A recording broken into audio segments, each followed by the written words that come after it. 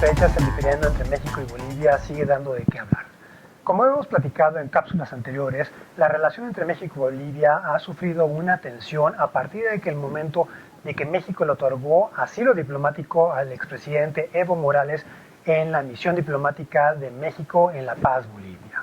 A partir de entonces, y lo que fue su posterior traslado a territorio nacional y las declaraciones que Evo Morales realizó dentro de México en contra del gobierno de Bolivia, el cual supuestamente lo acusaba de estar exacerbando a la población civil a realizar bloqueo de las principales ciudades en Bolivia, pues tenemos que el gobierno de México ha reclamado que el gobierno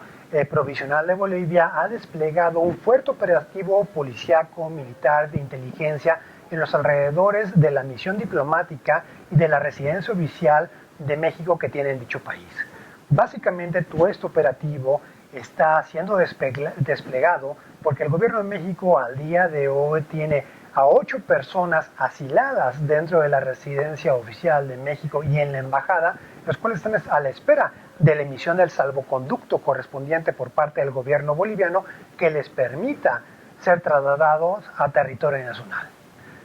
La problemática surge en que el otorgamiento de asilo a estas personas por parte del gobierno de México es anterior a la emisión de órdenes de aprehensión por parte del gobierno de Bolivia, quien acusa a 4 de estas personas de lo que sea la comisión de delitos en los cuales caracteriza como conductas terroristas. Aquí hay que señalar que en medios de comunicación bolivianos salió publicado que estas personas dentro de los domicilios o dentro de las dependencias en las cuales estas personas laboraban se encontraron bombas caseras, las cuales probablemente iban a ser usadas para tratar de crear el pánico dentro de la población civil en Bolivia. Y a partir de ahí, y aparte de las acusaciones de lo que sería el fraude electoral del cual se señala que Evo Morales cometió en las últimas elecciones en las cuales había sido electo para continuar el término constitucional como presidente que concluía en enero de 2020, para que continuara, pues básicamente esos son los cargos con los cuales el gobierno boliviano está presentando en contra de las personas, las cuales al día de hoy se encuentran albergadas dentro de la residencia oficial de México en Bolivia y de la embajada. Aquí es muy importante destacar que dentro de la normatividad de derecho internacional aplicable en materia de asilo, tenemos que el Estado que otorga el asilo es quien va a hacer la valoración interna para poder determinar si esas personas que están siendo perseguidas políticamente por parte del Estado del cual están huyendo, pues realmente obedece esta persecución a una persecución política o si realmente están cometiendo un crimen del orden común. Entonces, el Estado mexicano es quien va a tener la potestad para poder decidir si es una persecución política o si es realmente como el gobierno boliviano señala que esas personas han cometido delitos a la luz del sistema jurídico boliviano, ¿o no? Entonces tenemos que la divergencia que hay al día de hoy y la reclamación que el gobierno de México hace es por el despliegue excesivo de elementos de seguridad, de policía, en lo que sea alrededor de la Embajada de México en Bolivia, y el gobierno de Bolivia ha señalado que tal despliegue obedece a que están a la espera de que las personas que se encuentran asiladas al interior de la Embajada de México pues salgan de la misma y ahí poderlos capturar y ejecutar las órdenes judiciales que están libradas en su contra. Aquí es muy importante señalar, como ya hemos explicado en cápsulas anteriores, que la figura del asilo diplomático va a ser una costumbre regional que la mayoría de los gobiernos latinoamericanos han erigido con la práctica sistemática y generalizada que ya tenemos varias décadas, inclusive siglos, y que la Corte Internacional de Justicia reconoció en el caso de Haya de la Torre, en el cual estaba involucrado lo que sería el gobierno de Colombia y el gobierno de Perú. Entonces, a partir de lo que sería el principio de inviolabilidad del recinto diplomático, así como de la residencia particular de los miembros de la misión diplomática, es que la mayoría de los estados a nivel regional en América Latina pues practican o han participado en la cristalización de esta práctica en la cual al interior de sus recintos diplomáticos le otorgan protección a aquellas personas que están siendo perseguidas por el gobierno local, por el gobierno del estado receptor y jugando con el principio de inviolabilidad diplomática que tienen estos inmuebles, pues básicamente es protegido. Aquí, una vez que se otorga lo que sería la figura del asilo diplomático o se le reconoce el asilo a cierta persona, el Estado receptor tiene la obligación de emitir el salvoconducto correspondiente a través del cual se le otorgue o se compromete a emitir las garantías correspondientes que le permitan a esa persona ser trasladado al territorio nacional del Estado que está otorgando el asilo diplomático. Entonces tenemos que aquí el gobierno de México y el gobierno de Bolivia están en un diferendo donde el gobierno de Bolivia aún no emite los salvoconductos correspondientes a favor de las personas que fueron asiladas con anterioridad a la emisión de los mandatos judiciales en su contra, y el gobierno de México los tiene resguardados, y a la par el gobierno de Bolivia ha emprendido lo que sería una campaña de vigilancia, de acoso en contra del personal diplomático mexicano, en contra de sus inmuebles, donde claramente ha sido reportado por medios de comunicación a nivel nacional y a nivel internacional cómo se ha empleado uso de drones para supervisar y monitorear lo que está aconteciendo al interior del recinto diplomático, dentro del predio donde se encuentra el inmueble mexicano, y hay un despliegue de policías, de miembros del ejército, de miembros de servicios de inteligencia alrededor de la embajada. Inclusive el gobierno de México ha publicado fotografías donde se ve algunos de estos elementos ingresando al recinto diplomático para inspeccionar lo que serían los vehículos terrestres de algunos de los miembros del personal administrativo, del personal local que trabajan y que operan en la misión diplomática mexicana. Inclusive el gobierno de México acusó el intento de lo que sería la violación a la inviolabilidad del medio de transporte que utilizaba la embajadora de México en Bolivia cuando trataron de detenerla e inspeccionarla. Aquí hay que señalar que a partir de lo que sería el 26 de diciembre, el canciller mexicano Marcelo Ebrard señaló y declaró que el gobierno de México estaría llevando este diferendo ante la Corte Internacional de Justicia, en el cual técnicamente se estaría presentando una demanda en contra del gobierno boliviano por las violaciones reiteradas que están teniendo a los principios señalados en la Convención de Viena sobre relaciones diplomáticas y al derecho soberano que tiene el Estado mexicano respecto a la figura del asilo diplomático. Aquí el canciller Marcelo Ebrard señaló que en breve se estaría presentando una demanda ante la Corte Internacional de Justicia, la cual, dígase de paso, es uno de los órganos principales de las Naciones Unidas y es el órgano judicial principal de esta organización internacional. La Corte Internacional de Justicia, aquí es muy importante hacer la precisión, es un tribunal internacional el cual solamente va a conocer sobre disputas entre los estados. En otras palabras, ningún individuo va a poder participar en un litigio o iniciar un litigio. Aquí no hay que confundir con lo que sería la figura de la protección diplomática, que es cuando el Estado hace suya la reclamación de un individuo y presenta la demanda en contra del Estado que le está cometiendo la violación a su nacional. Entonces, la Corte Internacional de Justicia hay que diferenciarla con otros tribunales que también se encuentran en lo que sería La Haya en Países Bajos, como lo que sería la Corte Penal Internacional, que es un tribunal internacional de jurisdicción no universal, ya que va a depender de cada uno de los estados que van a otorgarle competencia y jurisdicción, reconociendo cuando signan y ratifican el Estatuto de Roma de la Corte Penal Internacional. La Corte Penal Internacional va a conocer sobre cuestiones penales de responsabilidad penal del individuo cuando el individuo es acusado de los delitos más graves a nivel internacional, como el crimen de genocidio, crímenes de lesa humanidad, crímenes de guerra y el crimen de agresión.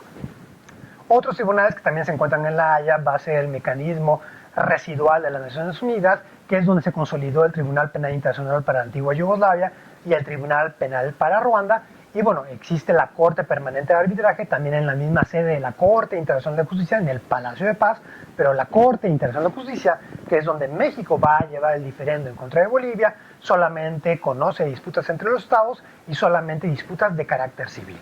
En otras palabras, no va a haber responsabilidad criminal respecto a individuos, sino solamente cuestiones de violaciones al derecho internacional consuetudinario o aquel que se encuentra codificado en los tratados.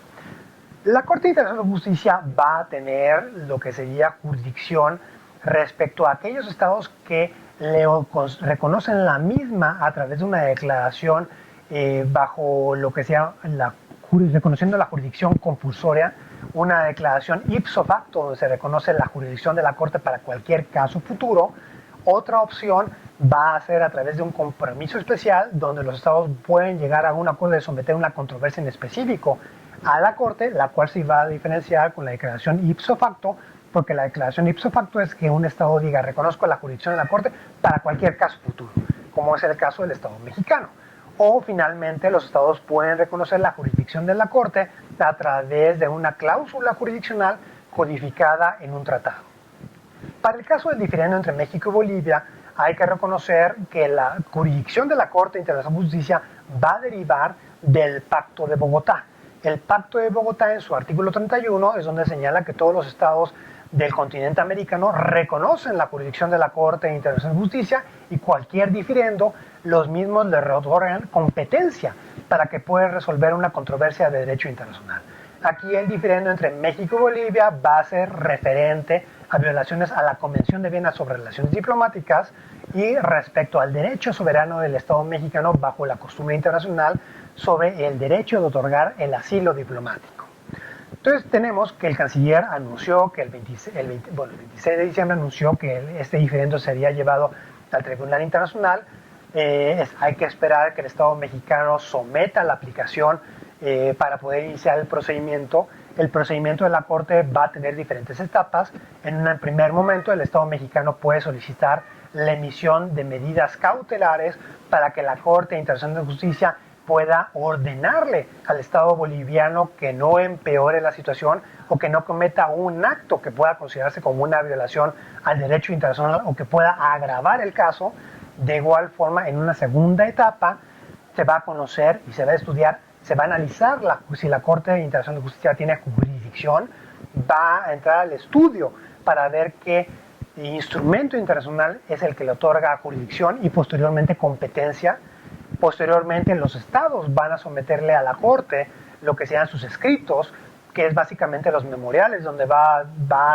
se va a tener el desarrollo propiamente toda la argumentación que el Estado vaya a hacer, se desahogarán los argumentos escritos en audiencias orales, posteriormente se emitirá la sentencia sobre el fondo del asunto y en caso de que el Estado mexicano o la Corte determine que hubo una violación en contra de México, puede haber una tercera etapa donde la Corte puede entrar al estudio para analizar si es necesario otorgar reparaciones o se pueda cuantificar de forma monetaria el daño causado en contra del Estado mexicano. Como podemos ver, claramente hay un diferendo entre México y Bolivia respecto a lo que sería los alcances de la Convención de Viena sobre Relaciones Diplomáticas. Por un lado, el Estado boliviano señala que el despliegue militar de inteligencia y policíaco alrededor de la embajada y la residencia oficial obedece a que el Estado mexicano lo solicitó y también para proteger a la misma inviolabilidad del recinto diplomático, y por otro lado el Estado mexicano ha señalado que si bien ellos solicitaron el apoyo de las autoridades bolivianas, el despliegue que se tiene al día de hoy es excesivo a cualquier riesgo que se pueda advertir de una incursión no autorizada en contra de la embajada mexicana. Asimismo, lo que sea el constante monitoreo y permanente supervisión y vigilancia que está haciendo las autoridades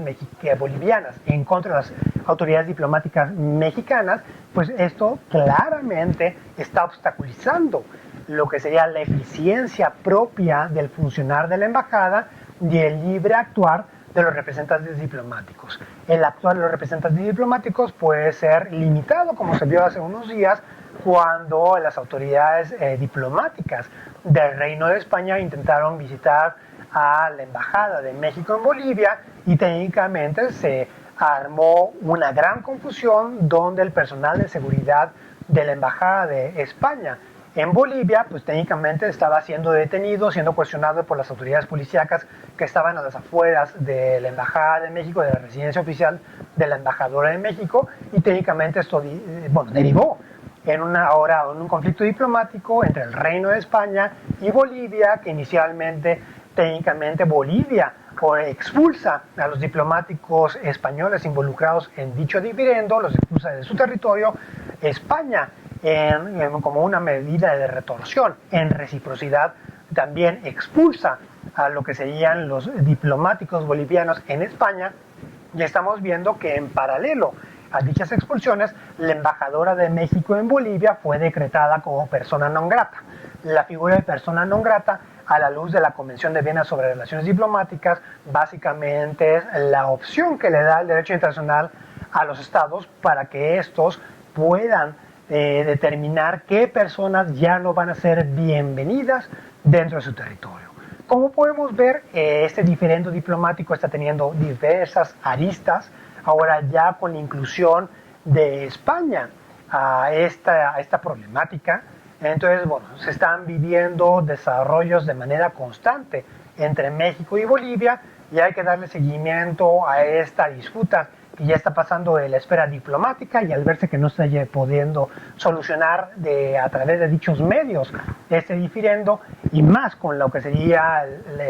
la declaración de persona non grata a la Embajada de México, a la embajadora de México en Bolivia, que es el principal interlocutor y en la personificación del Estado mexicano en dicho país, pues tenemos que básicamente los recursos diplomáticos están siendo agotados y ahora solamente quedarían las instancias legales. Aquí es muy importante señalar que el acudir a la Corte Internacional de Justicia no tiene que verse como algo extraordinario. Es un mecanismo que los estados tienen dentro de las herramientas y opciones que ofrece el derecho internacional como un mecanismo de solución de controversias pacífico de los diferendos que puedan haber entre los mismos. Hay que contrastar claramente lo que está pasando entre México y Bolivia, cómo México lo está solucionando por la vía diplomática y ahora por la vía legal, y contrastarlo con lo que está pasando en la Embajada de Estados Unidos en Irak, donde ante las protestas de la población civil y de ciertos protestantes que estaban tratando de incursionar a la Embajada de Estados Unidos en Irak, pues el gobierno de Estados Unidos, en lugar de tratarlo de llevar por la vía diplomática, pues literalmente hubo el despliegue militar para poder proteger su propio recinto diplomático. Aquí podemos ver claramente las dos formas que los países a nivel mundial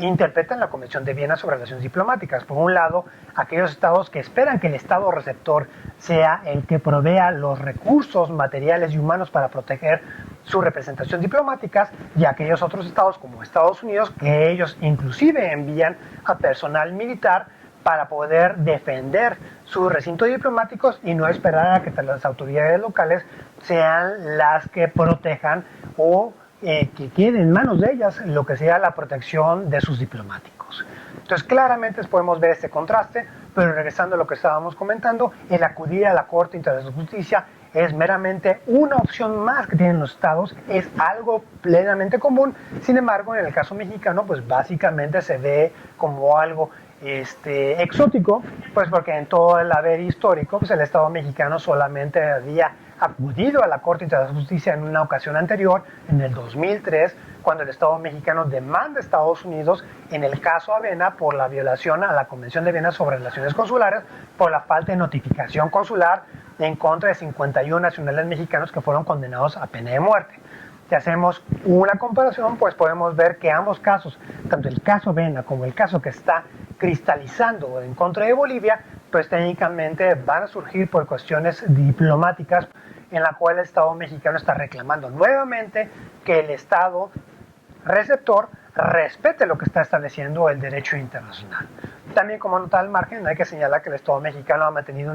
una presencia permanente en el Tribunal Internacional, donde en varias ocasiones hemos tenido jueces mexicanos, los cuales han formado parte de los miembros permanentes de la Corte Internacional de Justicia, la cual es conformada por 15 jueces. El más reciente fue Bernardo Sepúlveda, que inclusive llegó a ser el vicepresidente de la Corte Internacional de Justicia. Como podemos ver, el acudir a la Corte Internacional de Justicia no debe verse como un fracaso diplomático, sino básicamente como una evolución natural de lo que serían las herramientas que el derecho internacional le ofrece a los estados para poder dirimir de forma pacífica las controversias que ellos tienen. En otras palabras, el acudir a la Corte Internacional de Justicia refrenda la posición del Estado mexicano de respetar el derecho internacional y de utilizar las instituciones creadas a nivel mundial para poder dirimir y aclarar cuál es la norma sobre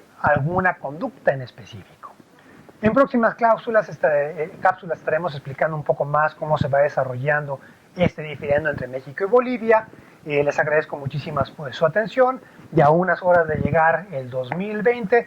les mando mis más sinceras felicitaciones a todos ustedes. Muchísimas gracias, no olviden darle like al video, suscribirse y